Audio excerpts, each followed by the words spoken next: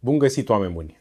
Luna aprilie va fi un interval de timp marcat de răsturnări de situații bune și rele în același timp, principalii actori ai acestei perioade fiind planetele Mercur și Venus.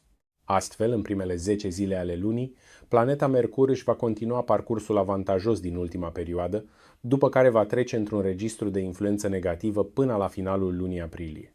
În schimb, planeta Venus ne va afecta în prima jumătate a lunii, după care va trece la o influență benefică. Chiar și așa, Soarele va avea în a doua jumătate a lunii o influență pozitivă.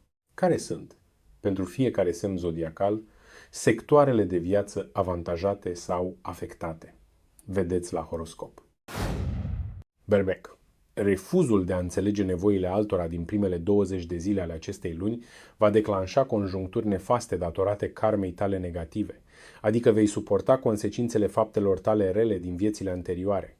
Totuși, în ultimele 10 zile ale lunii, atitudinea cooperantă pe care o vei adopta va activa karma ta pozitivă.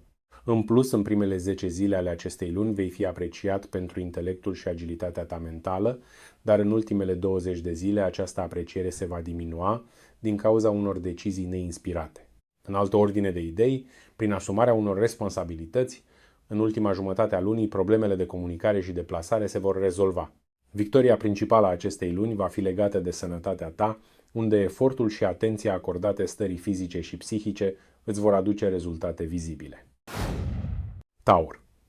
Printr-o atitudine distantă și respingătoare, în primele 20 de zile ale acestei luni vei face rău cuiva din jurul tău, iar pentru această faptă vei plăti mai târziu în viață.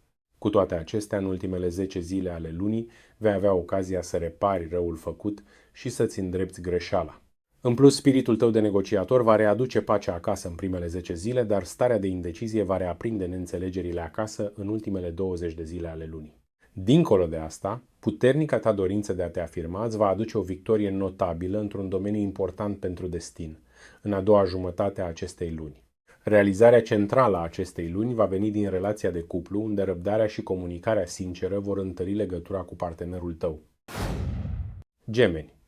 Tendința ta de a cheltui excesiv nu îți va aduce momente prea bune în primele 20 de zile ale acestei luni. Totuși, în ultimele 10 zile, o atitudine diplomatică te va ajuta să te distrezi și să te simți bine. În plus, în primele 10 zile, adaptarea rapidă în fața unor situații neașteptate îți va aduce un frumos succes. În schimb, în ultimele 20 de zile, refuzul de a asculta recomandări poate transforma succesul în eșec. Chiar și așa, spiritul tău plin de modestie îți va aduce o creștere a beneficiilor materiale obținute din muncă. Cea mai importantă izbândă a acestei luni va fi în plan profesional, unde reputația ta va câștiga aprecierea celor din jur. Rac. Dorința ta de izolare îți va aduce în primele 20 de zile ale acestei luni pierderi financiare, deoarece nu vei mai accesa fonduri din alte surse decât munca ta. Totuși, în ultimele 10 zile, vei reuși să recuperezi ce ai pierdut dacă vei redeveni sociabil. În plus, în primele 10 zile ale lunii, deschiderea către idei noi te va ajuta să faci un bine cuiva din jur, fapt pentru care destinul te va recompensa. În schimb, în ultimele 20 de zile, în cadrul familiei pot apărea neînțelegeri privind gestiunea căminului. Chiar și așa, în a doua jumătate a acestei luni, spiritul tău generos îți va aduce rezultate foarte bune în plan profesional. Evenimentul central al lunii va fi legat de distracții și plăceri, pe care le vei putea savura pe deplin dacă îți permiți să te relaxezi și să te bucuri de momentele frumoase. Leu.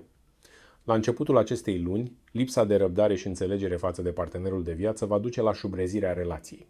Totuși, atitudinea cooperantă din ultimele 10 zile ale lunii îl va readuce pe partener aproape de tine. În altă ordine de idei, capacitatea de a înțelege realitatea vieții îți va aduce în primele 10 zile realizări în plan profesional. În schimb, în ultimele 20 de zile ale lunii, comunicarea negândită îți va crea dificultăți la locul de muncă. Dincolo de asta, spiritul tău drept și autoritar îți va readuce armonia în familie, în a doua jumătate a lunii. Cel mai important câștig al acestei luni va veni pe tărâmul karmei pozitive, destinul activând răsplata faptelor tale bune din viețile anterioare și aducându conzii conjuncturi favorabile pe mai multe planuri. Fecioară. În primele 20 de zile ale acestei luni, datorită unor frustrări pe care nu le exteriorizezi, vei avea o problemă de sănătate. Totuși, printr-o atitudine diplomatică, vei reuși în ultimele 10 zile ale lunii să rezolvi prin doctor această problemă. În plus, În primele 10 zile ale acestei luni, abilitățile tale de negociere te vor ajuta să pleci într-un voiaj de plăcere sau să mergi la o petrecere. În schimb, în ultimele 20 de zile ale lunii, aceste distracții pot fi compromise din cauza imposibilității de a comunica sau de a te deplasa. Dincolo de asta, atitudinea ta plină de entuziasm îi va face pe cei din jurul tău în ultima jumătate a acestei luni să aibă numai cuvinte de laudă și apreciere. Triumful principal al acestei luni va veni din sfera căminului și familiei, unde armonia și înțelegerea din casă vor atinge cote deosebite. Balanță. În primele 20 de zile ale acestei luni te vei confrunta cu o defecțiune a unui mijloc de transport sau al unui dispozitiv de comunicare și astfel drumurile scurte și comunicarea vor fi afectate, dar în ultimele 10 zile situația se va remedia miraculos.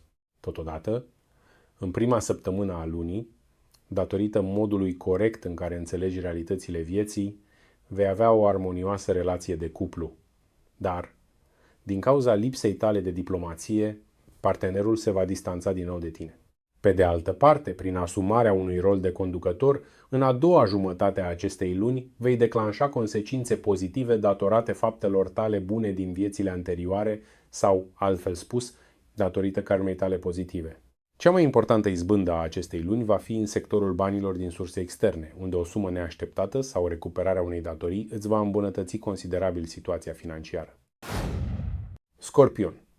În primele 20 de zile ale acestei luni, datorită unei atitudini negativiste, vei atrage ghinionul în capitolul veniturilor rezultate din munca ta, care vor scădea, dar în ultimele 10 zile vei restabili cu optimism soldul pozitiv al bugetului tău personal. De asemenea, în primele 10 zile ale acestei luni, prin spiritul tău de negociator vei debloca moșteniri pozitive ale karmei tale și te vei bucura de conjuncturi avantajoase în diverse domenii. În schimb, în ultimele 20 de zile ale lunii, refuzul tău de a te adapta unor situații va activa karma ta negativă și astfel poți trece prin momente dificile. Cu toate acestea, te vei distra și te vei simți bine la petreceri sau în excursii datorită încrederii în propriile tale forțe, iar acest lucru se va petrece în a doua jumătate a acestei luni. Realizarea centrală a acestei luni va fi la locul de muncă, unde perseverența ta va fi recompensată cu rezultate remarcabile. Săgetător. Datorită atitudinii tale negativiste, în prima jumătate a acestei luni te vei confrunta numai cu refuzuri de colaborare sau ajutorare de la cei din jurul tău, dar situația se va remedia în a doua parte a lunii dacă vei avea o poziție corectă față de latura materială a vieții. De asemenea, în primele 10 zile ale acestei luni, ușurința de adaptare la lucruri noi îți va aduce creșterea încasărilor provenind din alte surse decât munca ta sau de la alte persoane, dar în următoarele 20 de zile vei putea pierde cam tot ce ai câștigat la începutul lunii, totul din cauza unor erori de judecată. În altă ordine de idei, interacțiunea pozitivă cu cei din jurul tău îți va aduce în a doua jumătate a acestei luni o bună stare fizică și vei avea posibilitatea de a rezolva o problemă de sănătate. Evenimentul central al lunii va fi pe tărâmul comunicării și al documentelor, unde vești bune și aprobări așteptate de mult timp îți vor schimba perspectiva în bine. Capricorn. Tendința ta de a cheltui excesiv îți va aduce în primele 20 de zile ale acestei luni mai multe nereușite în tot ce dorești să faci, dar în ultimele 10 zile ale lunii, prin capacitatea ta de a atrage oameni alături de tine, vei transforma eșecurile de la începutul lunii în victorii. Chiar și așa, în primele 10 zile ale lunii vei putea găsi soluția corectă la o problemă de sănătate prin interacțiune socială și comunicare cu personalul medical, dar dacă vei înțelege greșit indicațiile primite în ultimele 20 de zile ale lunii, problema de sănătate va reveni. De asemenea, cu o puternică încredere în propriile tale forțe în ultima jumătate a lunii, vei reuși să ajuți dezinteresat pe cineva din jurul tău, iar acest lucru îți va aduce recompense din partea destinului, cândva în viitor. Împlinirea majoră a acestei luni va fi în plan financiar personal, unde o gestionare mai atentă a resurselor îți va consolida situația materială. Vărsător. Deoarece te îndoiești de propria ta valoare, în primele 20 de zile ale acestei luni vei avea numai neînțelegere acasă cu aproape toți membrii familiei, dar spiritul tău sociabil pe care îl vei adopta în ultimele 10 zile ale lunii va readuce pacea în cadrul căminului familial. Totodată, claritatea gândirii îți va aduce în primele 10 zile ale lunii creșterea veniturilor rezultate din munca ta, dar în ultimele 20 de zile ale lunii, anumite cheltuieli nu prea bine gândite îți vor afecta bugetul personal. Chiar și așa, Atitudinea ta generoasă îl va face pe partenerul de viață în a doua jumătate a acestei luni să te aprecieze foarte mult, iar relația se va întări. Triumful principal al acestei luni va ține de destin, care îți va răsplăti faptele bune din această viață printr-un ajutor neașteptat primit exact când ai mai mare nevoie. Pești. În primele 20 de zile ale acestei luni, spiritul tău distant și respingător îți va aduce probleme la locul de muncă, dar prin schimbarea atitudinii, parcursul tău profesional va fi încununat de succese în ultimele 10 zile ale lunii. Totodată, în primele 20 de zile ale lunii, modul corect în care analizezi anumite situații îți va aduce realizări în comunicare și deplasări scurte, dar situația nu va mai merge la fel de bine în partea a doua, asta dacă nu vei evita unele neînțelegeri verbale cu cei din jurul tău. Cu toate acestea, în ultima jumătate a acestei luni, dorința ta de a evolua îți va aduce câștiguri suplimentare din alte surse decât munca ta sau de la alte persoane. Evenimentul central al lunii va fi legat de progresul și evoluția ta, această perioadă marcând un pas important spre împlinirea destinului tău. Și nu uitați, soarta omului este mereu în mâinile lui. Previziunile asupra vieții nu sunt o chestiune de rezolvat, pentru că oricum viața trebuie trăită.